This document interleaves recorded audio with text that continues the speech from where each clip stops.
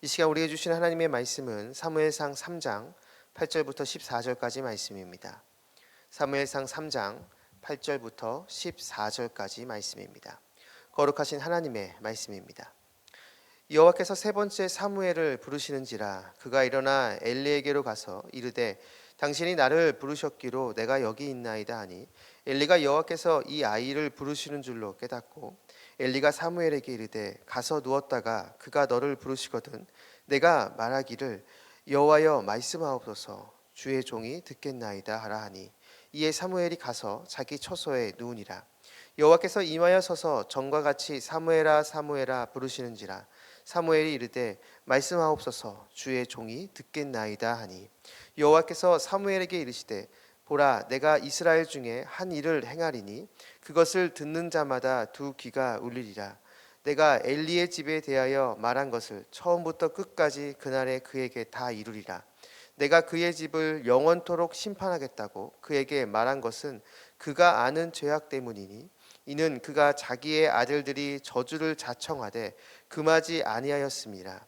그러므로 내가 엘리의 집에 대하여 맹세하기를 엘리의 집의 죄악은 제물로나 예물로나 영원히 속죄함을 받지 못하리라 하였노라 하셨더라. 아멘. 오늘 보면 13절에 나오는 그가 아는 죄악 때문이니를 오늘 말씀의 제목으로 삼습니다. 이 말씀이 저와 여러분의 삶으로 고백되기를 간절히 축복합니다. 여호와의 전에서 하나님께서 사무엘을 부릅니다. 처음 세 번은 엘리 제사장이 자기를 부르는 줄 알고 사무엘은 엘리 제사장에게 갑니다. 자신이 부르지 않았음에도 사무엘이 자기에게 오는 것을 본 엘리 제사장은 그제서야 하나님께서 이 사무엘을 부른 것이구나라는 것을 깨닫고 이번에는 사무엘에게 이렇게 알려줍니다. 만약에 이번에도 누군가 너를 부른다면 이렇게 답을 하거라. 여호와여 말씀하옵소서 주의 종이 듣겠나이다. 네 번째 사무엘을 부르는 소리가 나자 사무엘은 그 자리에서 엘리 제사장이 알려준 대로 그대로 이야기를 합니다. 그리고 나서 하나님께서 엘리 제사장에 대한 예언을 말씀해 주십니다. 그런데 여기서 우리가 한번 좀 생각해 봐야 할 것은 이렇게 사무엘에게 말씀하시기 위해 여호와의 전에 하나님께서 임하시는데 그 장소가 어떤 장소냐라는 것입니다. 앞에서 우리가 살펴봤지만 여러분 그 장소는 거룩한 장소가 아닙니다. 오히려 엘리 제사장의 두 아들의 욕망이 가득한 곳입니다. 하나님을 우습게 여기고 경홀히 여기는 장소입니다. 어쩌면 당시 이스라엘 전체 모든 지역 중에서 가장 부정한 장소라고 할 수가 있습니다. 그런데 그 장소에 지금 하나님께서 임하셨습니다. 그곳이 거룩하기 때문에 하나님이 그곳에 임하신 것이 아닙니다. 하나님이 그곳에 임하신 이유는 딱 하나입니다. 바로 사무엘 때문입니다. 바로 그곳에 사무엘이 있었고 사무엘 때문에 하나님이 그곳에 임하셨다라는 것이죠. 그래서 적어도 그 순간만큼은 아이러니하게도 이스라엘에서 가장 부정한 장소가 가장 거룩한 장소가 됐습니다. 성도의 역할이 이와 같다고 할 수가 있습니다. 주님께서는 성도의 정체성을 세상의 빛과 소금이다라고 말씀하십니다. 이 말은 바꿔 얘기하면 세상은 빛이 없고 맛을 내지 못하는 장소라는 것이죠. 하나님의 원래의 뜻과 어긋난 장소, 하나님과 동떨어진 곳, 바로 그곳이 세상이라는 것입니다. 그런데 성도 한 사람이 그 세상 속으로 들어가 빛이 되고 맛을 내는 소금이 됩니다. 세상의 가치가 아닌 주님의 말씀을 기준으로 살아내므로 주님 되심을 드러내는 그러한 모습으로 성도는 세상 속에서 선한 영향력을 끼치는 존재가 됩니다. 그렇게 될 때 주님은 그곳에 있는 그 성도를 주목하십니다. 그리고 그 성도에게 임하시죠. 그래서 그 성도를 통해 그 장소가 거룩하게 되는 것입니다. 하나님의 나라가 그 성도, 그 한 사람을 통해서 이 땅 가운데 확장되는 것이죠. 바로 그러한 사명이 이곳에 있는 저와 여러분, 우리 모두에게 있는 것입니다. 바라기는 오늘 하루도 내가 있는 곳을 주님의 말씀에 순종하고 주님을 바라는 그러한 모습으로 주님께서 주목하시는 장소로 변화시키는 저와 여러분, 우리 모두가 되기를 주님의 이름으로 축원합니다. 이렇게 하나님께서 임하셔서 사무엘에게 엘리 제사장의 심판을 선포하십니다. 그 내용이 13절 14절에 나옵니다. 내가 그의 집을 영원토록 심판하겠다고 그에게 말한 것은 그가 아는 죄악 때문이니 이는 그가 자기의 아들들이 저주를 자청하되 금하지 아니하였음이니라. 그러므로 내가 엘리의 집에 대하여 맹세하기를 엘리의 집의 죄악은 제물로나 예물로나 영원히 속죄함을 받지 못하리라 하였노라 하셨더라. 아멘. 하나님께서 엘리 제사장의 심판을 선포하십니다. 그런데 그 내용이 죄악입니다. 엘리 제사장의 죄악이 예물이나 제물을 통해서 영원히 속죄함을 받지 못한다라고 말씀하십니다. 제물이나 예물은 당시 하나님께 드리는 제사를 뜻합니다. 우리가 잘 알고 있는 것처럼 이스라엘은 하나님과의 관계를 이 제사를 통해서 유지했습니다. 죄를 지었으면 그것에 걸맞는 제사를 드림으로 그 죄의 문제를 해결하고 하나님과의 관계를 유지했습니다. 당시에는 하나님과의 관계를 유지하는 유일한 통로가 바로 이 제사였던 것이죠. 그런데 지금 하나님은 그 죄의 문제를 유일하게 해결할 수 있는 제사를 통해서도 속죄함을 받지 못한다라고 말씀하십니다. 이 말은 이제 엘리 가문에는 심판만 존재한다라는 것이죠. 하나님의 은혜와 하나님의 긍휼은 다 사라지고 하나님의 준엄한 심판만 존재한다는 것이죠. 엘리 제사장은 이러한 하나님의 징계와 자신의 죄악을 애초에 몰랐을까요? 본문을 통해서 보면 엘리 제사장은 자신이 지은 죄에 대해 이미 다 알고 있습니다. 13절을 보면 내가 그의 집을 영원토록 심판하겠다고 그에게 말한 것은 그가 아는 죄악 때문이니. 엘리 제사장은 자신의 두 아들이 하나님께 범죄하고 있다는 것 다 알고 있었습니다. 몰랐던 것이 아닙니다.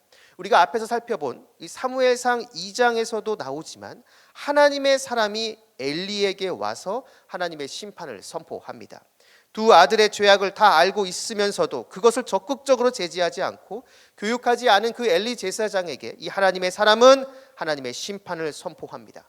엘리 제사장은 다 알고 있습니다. 그런데 문제는 이것을 다 알고 있는 이 엘리 제사장은 회개하지 않습니다. 죄악을 저지르는 두 아들을 적극적으로 막지 않고 징계하지 않고 그냥 방치합니다. 두 아들들에게 하나님을 두려워해야 한다고, 그렇게 하면 하나님의 징계를 받는다라고 적극적으로 말하면서 회개를 촉구하지 않습니다. 본인도 두 아들의 죄를 끌어안고 대신 회개하는 모습이 없습니다. 도대체 왜 그랬을까? 엘리 제사장에게 있어서 두 아들은 우상이었습니다. 너무나 사랑해서 그냥 오냐 오냐 하면서 하고 싶은 대로 다 하도록 그렇게 키운 것이죠. 이러한 태도 때문에 두 아들도 망치고 본인도 하나님의 심판의 대상이 된 것입니다. 우리는 여기서 우리들의 자녀도 나에게 우상이 될 수 있음을 알게 됩니다. 그리고 또 한 가지 우리가 생각해 볼 것은 어쩌면 엘리 제사장은 회개에도 때가 있다라는 것을 중요하게 생각하지 않은 것 같습니다. 지금 두 아들이 죄를 짓고 있다라는 것, 그리고 자신이 그것을 방치하는 것을 하나님이 기뻐하시지 않는다는 것을 분명 엘리 제사장은 다 알고 있었습니다. 그러나 그는 회개하지 않습니다. 아마도 이러한 생각을 했던 것 같습니다. 오늘 못하면 내일 해도 되고, 내일 못하면 그 다음 날 하면 된다. 자신이 제사를 집전하고 매일 백성들의 죄와 관련된 제사를 매일매일 드리면서 지금 내가 드리는 이 제사는 언제든지 드릴 수 있기에 자신과 두 아들에 대한 그 죄에 대한 제사는 조금 늦게 드려도 된다라는 그러한 안일한 인식이 엘리 제사장에게 있었던 것 같습니다. 결국 이러한 인식이 두 아들의 죄에 대한 경각심을 무뎌지게 만들었고 결국 하나님의 용서의 기회를 놓쳐버리고 영원한 심판을 받게 된 것이죠. 여기서 우리는 단순하면서도 굉장히 중요한 진리 하나를 배우게 됩니다. 죄를 지었으면 그것을 깨닫는 그 순간 우리는 즉각적으로 하나님께 회개해야 한다는 것이죠. 여러 이유를 대며 회개의 시기를 뒤로 미루게 되면 어느 순간 내가 죄를 지었다는 그 사실조차도 잊어버리게 됩니다. 죄에 대한 경각심도 차츰 무뎌지게 되고 결국 이러한 모습이 우리 신앙에 악영향을 끼치게 되는 것이죠. 하나님께서 싫어하시고 하나님께서 원하시지 않는 일을 저질렀다면 우리는 그 자리에서 즉각 회개하고 그 자리에서 돌이켜야 합니다. 이 일을 다음에 미루고 변명을 대며 합리화하다 보면 주님과의 관계도 차츰 멀어지게 됩니다. 그러한 상태로 계속 지내다 보면 형식상 그리스도인이라고 말할 뿐 주님과 상관이 없는 존재가 되는 것이죠. 본인은 구원받았다고, 본인은 하나님의 자녀, 하나님의 백성이라고 생각하겠지만 정작 주님의 그 최종 심판대 앞에서 주님으로부터 나는 너를 도저히 알지 못한다, 주님의 이러한 준엄한 심판의 말을 듣게 된다는 것입니다. 엘리 제사장이 간 길을 그대로 가게 되는 것이죠. 사랑하는 말씀상 공동체 성락성결교회 성도 여러분, 우리는 죄와 싸우되 피 흘리기까지 싸워야 된다라는 히브리서의 말씀을 기억해야 합니다. 죄악과의 싸움에 안일한 생각을 가지면 안 됩니다.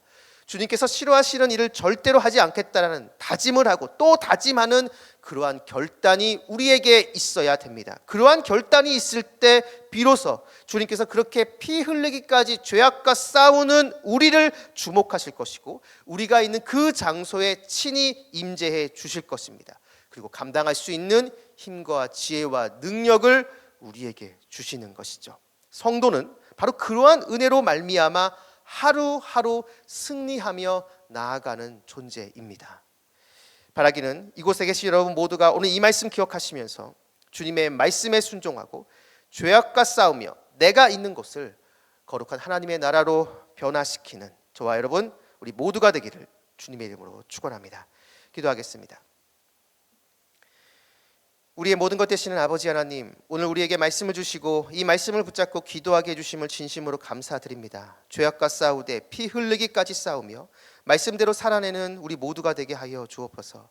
그래서 우리가 있는 그 모든 것이 우리를 통해 하나님께서 주목하시는 장소, 하나님이 친히 임하시는 거룩한 장소로 만드는 저희들의 모습이 되게 하여 주옵소서. 우리의 가정과 우리의 직장이 우리를 통해 하나님의 뜻이 이루어지는 거룩한 하나님 나라가 되게 하여 주옵소서. 오늘 하루의 첫 시작입니다. 오늘 하루 동안 우리 모든 성도님들과 함께 해주셔서 길의 위험과 사람의 위험과 여러 환경의 위험에서 지켜주시고 무엇보다 우리 마음속에 우리를 끊임없이 유혹하는 음란과 거짓과 교만과 시기와 탐욕의 유혹에서 우리를 건져 주옵소서. 감사드리며 예수님의 이름으로 기도드립니다. 아멘. 공동 기도문입니다. 지금 들은 말씀이 내 삶으로 이어지게 하옵소서. 또 다른 희년, 3년의 복이 각 가정마다, 각 부서마다, 각 공동체마다 풍성하게 임하게 하옵소서. 동네 세매줄 말씀 묵상과 7인 소그룹 사역을 축복해 주시고 말씀이 삶이 되는 공동체로 성장하게 하옵소서. 오늘부터 시작하는 6차 동서원을 축복해 주시고 우리 교회에 필요한 일꾼들이 세워지게 하옵소서. 후반기 사역과 9월에 있을 캄보디아 단기 선교를 축복하옵소서. 몸과 마음이 아픈 이들, 믿음이 연약하여 흔들리는 이들을 붙잡아 주셔서 주님의 은혜와 사랑을 경험하게 하옵소서. 이 시간 함께 나누는 공동 기도문과 각자 가지고 나온 개인의 기도 제목을 놓고 기도하신 후에 삶의 자리로 나아가도록 하겠습니다. 기도하겠습니다.